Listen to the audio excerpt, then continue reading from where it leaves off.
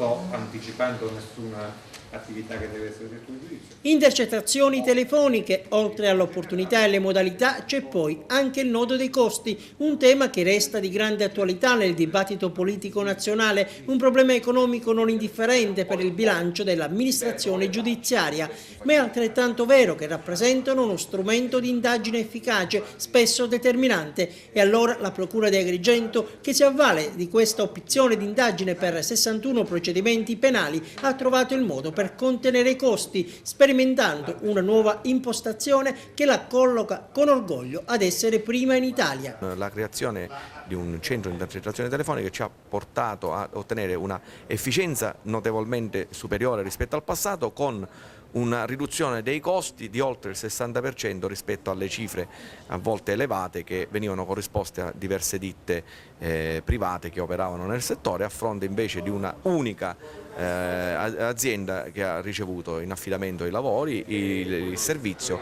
e che procede attualmente in maniera puntuale e precisa. La novità è emersa nel corso della conferenza stampa convocata dai vertici della Procura per illustrare il bilancio di un anno di attività. Sicuramente è un anno estremamente positivo per le inchieste che abbiamo condotto, per il numero di processi che siamo riusciti a definire, e per, questo non è sicuramente eccessivamente importante, per gli apprezzamenti che abbiamo ricevuto anche dalla popolazione per il contenuto delle indagini che abbiamo condotto. Qual è stata l'operazione più difficile e gratificante? Non c'è un'operazione che è più difficile o più gratificante. Per noi tutti i processi hanno un'identità particolare, ma non ce n'è uno perché non è piacevole, né se arrestiamo un giovane che è dedito alla droga, né se arrestiamo un amministratore. Per noi ogni processo ha una sua fisionomia e va gestito con il massimo impegno. A che punto è la collaborazione della società civile? La collaborazione della società civile è sempre molto bassa, sia per i reati estorsivi, sia per i reati di usura, sia per i reati in danno della pubblica amministrazione. Non assistiamo mai a vere e corali prese di coscienza della popolazione che, svincolandosi da quel principio di omertà che purtroppo regna nelle nostre terre, possa recarsi presso le forze di polizia o venire da noi a denunciare i fatti di cui rimangono vittime.